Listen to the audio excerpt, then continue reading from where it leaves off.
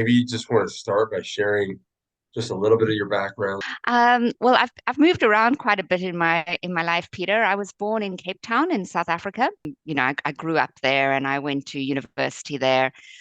Moved to another part of South Africa. I actually studied anthropology at university, which is not the most transferable of skills.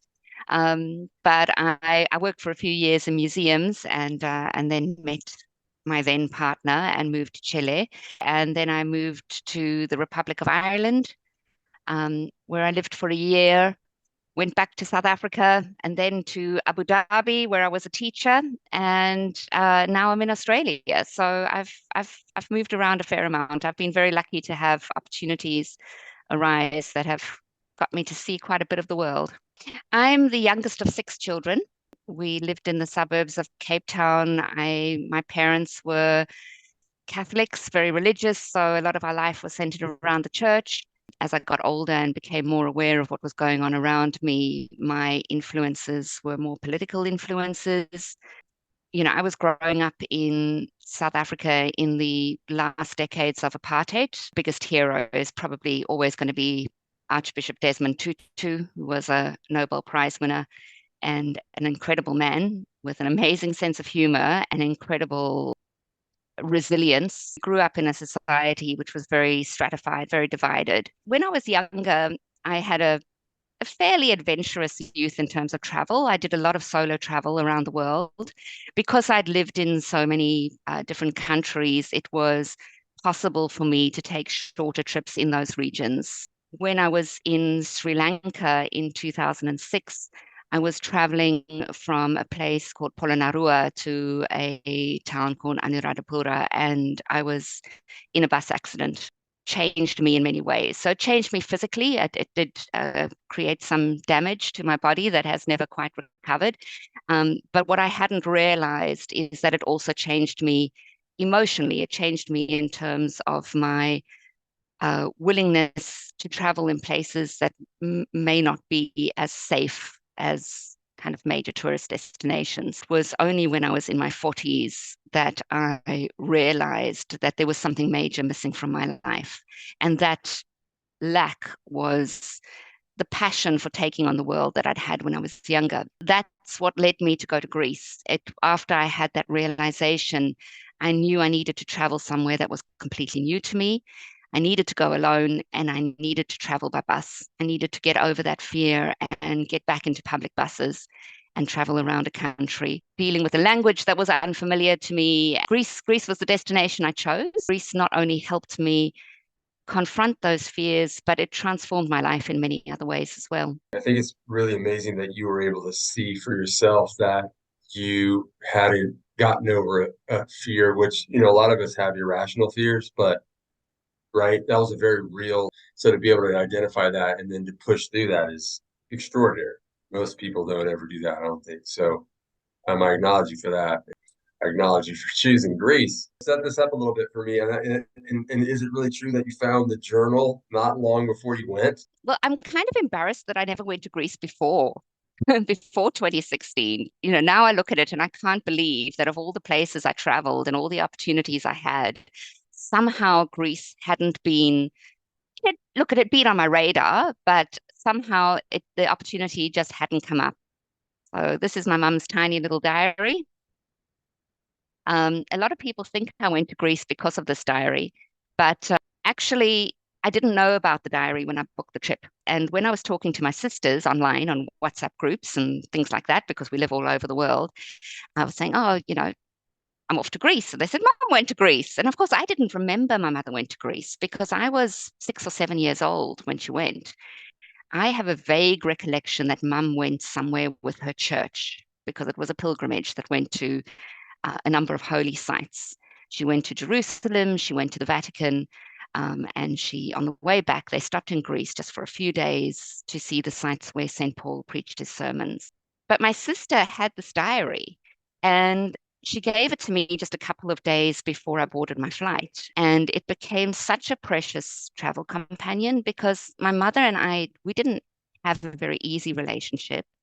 She died when I was in my 20s. I never really got to know her as an adult woman, woman to woman or friend to friend, that kind of relationship that a lot of mothers have with their adult daughters. It was through this diary that I got to know her, this cryptic little diary, sometimes frustrating little diary because it didn't tell me everything I wanted to know, but it gave me a sense of her as a woman. So in my first trip to Greece, I didn't exactly follow her footsteps because I booked my trip before I knew about this.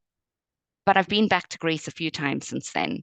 And the second time I went back, I tried to go to the places that she visited. The third time I went back, I took her diary to the places she never got to see when she was alive. And that was very special for me. As I said, I knew very little about the country. And I started out by picking up a Lonely Planet and looking at the front pages where it talks about highlights of Greece and seeing where I could go. I crisscrossed the country. I landed in Athens, as most people do, and I went from Athens to Monemvasia down in the South Peloponnese. And from Monemvasia, I went to a writer's retreat called Limnitsa, which is in Methana, which is also on the Peloponnese Peninsula, um, a little bit out of the way. It was a writer's retreat, but I wasn't a writer. It was actually by accident that I ended up there. I was looking for a yoga retreat, and I clearly didn't do a very good job of that because I ended up at a writer's retreat in the company of this amazing group of creative people who accepted me even though I was not writing anything. And really, I don't think I ever would have become a writer if it hadn't been for that experience. Went to Meteora. Every single place I went to on this visit blew my mind. Meteora it's on the mainland. It is a fabulous landscape of um, these towering pinnacles of rock that just seem to reach out from the ground up to the heavens. Not only are they this incredible geological formation, which is like something I have never seen anywhere else in the world, but they also are a mark of human innovation and faith and endurance because for 1,000 years, holy people have been building their hermitages and later their monasteries on and in these rocks. From Meteora, I took a bus to Thessaloniki and an aeroplane to Santorini, which again is, a lot of people knock Santorini because of it is so touristy. And sure, it's touristy. But what I didn't realize is that Santorini is the islands of Santorini are the rim of a volcano, a great big ocean filled, mind blowing cauldron. And then from Santorini, I went to my last stop on that trip, which was Rhodes. My writing is very much my personal experience of Greece. I don't pretend to be an expert. So I've been only on 3 trips to Greece. I live in Australia. I don't know if we mentioned that, but it's a long way and a lot of money. And when I planned that first trip to Greece, I had no idea I'd be coming back. I mean, I had no idea it would change my life, that it would turn me into a writer, that it would bring me closer to my mother, that it would help me deal with my fears. When I talk to Greeks, I say, Greece gave me my kefi back. And it's that passion for life that Greece gave me back that I'd been missing so much. I had started a process of personal transformation in Greece, but I hadn't got there yet. I hadn't matured those thoughts and feelings that had arisen in Greece. And by going back for that second trip, I was able to um, understand so much more of what had happened to me personally. My first big bus trip in Greece was from Athens to Monemvasia. Driving in Greece doesn't seem to be quite as regulated as driving in Australia.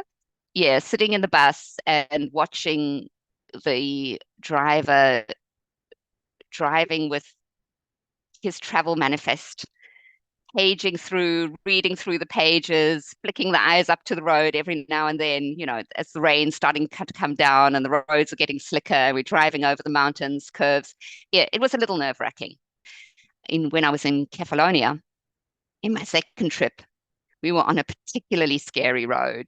It was one of those roads where there's just a cliffside curving road and you can look out the window and look straight down the incline to where the olive trees are growing, but they're growing almost horizontally. Um, you're looking down that and thinking, well, at least if my bus goes off the road, we might get caught in the branches of the olive trees before we go crashing down into the water.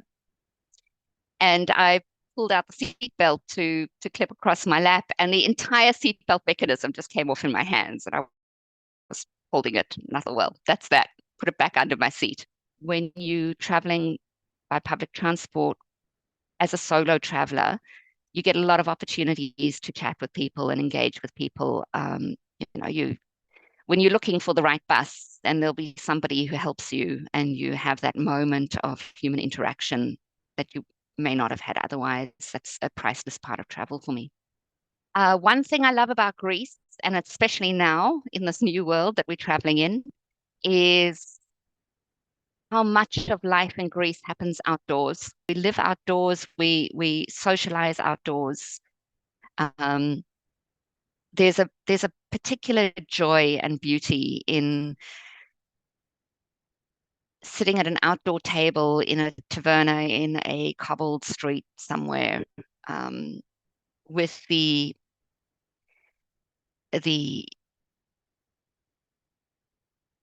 personality is the word that's coming to mind. That, the effusion that you have and the generosity you have from the Greek people around you.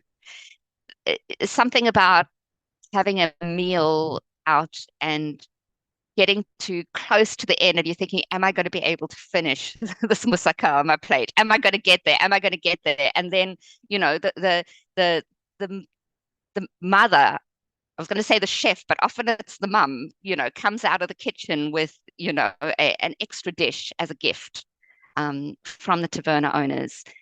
It is an incredible experience. And this philoxenia, which is this culture of hospitality and of welcoming and helping foreigners in your land, is a real thing in Greece.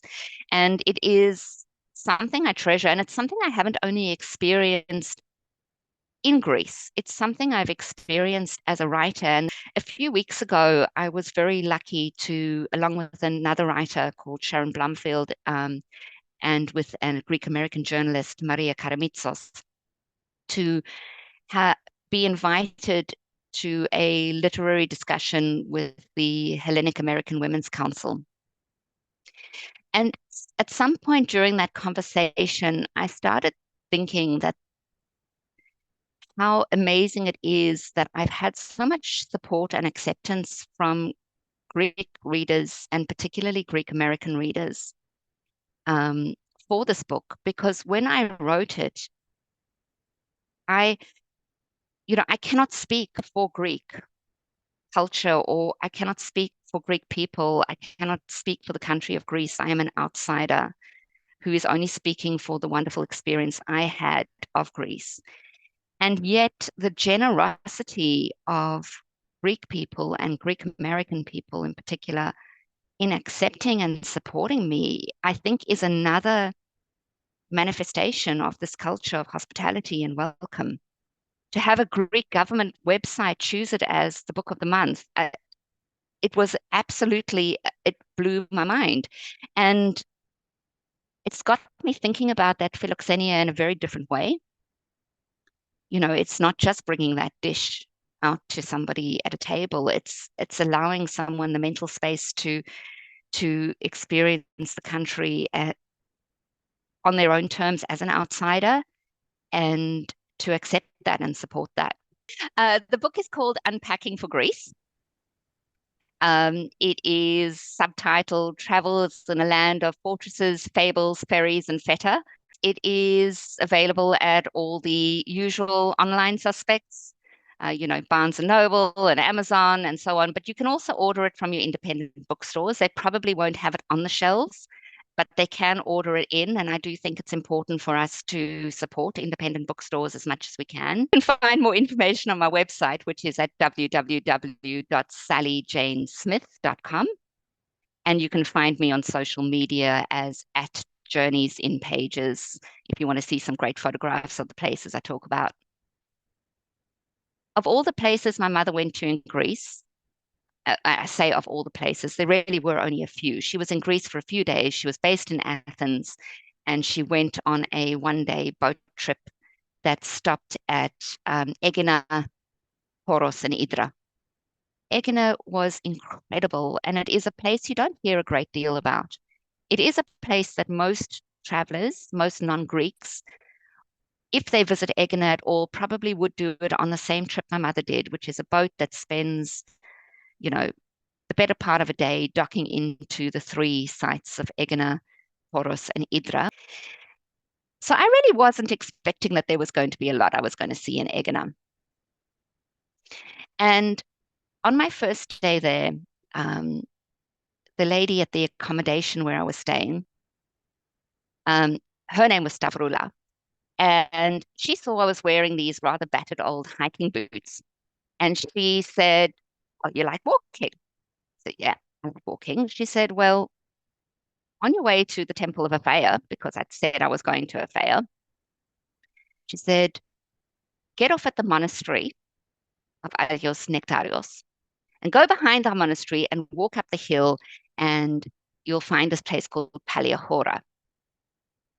And this is this incredible place, and you should go and visit there." Now, the reality is I didn't understand very much of what Stavrula was telling me, but I got enough information from her to know that if I caught the very, very, very early pre-dawn bus, I would have time to go and find this place called Pahora. And there was a story about pirates and people seeking refuge in the hills and 365 churches, one for every day of the year. And I caught all these fragments, but I had no idea what to expect. So off I went and I got off the bus and climbed the hill, and I found the most incredible sight. The history of Paliahora is that, you know, back in, oh, I'm getting the dates. I want to say in about the 7th or 8th century AD,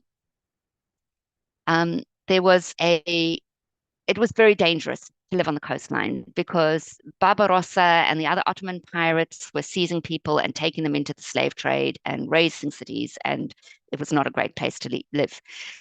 So, although humans naturally tend to live on coastlines for lots of reasons, in Egina, the people moved into the hilltops and they founded this town called Paliahora.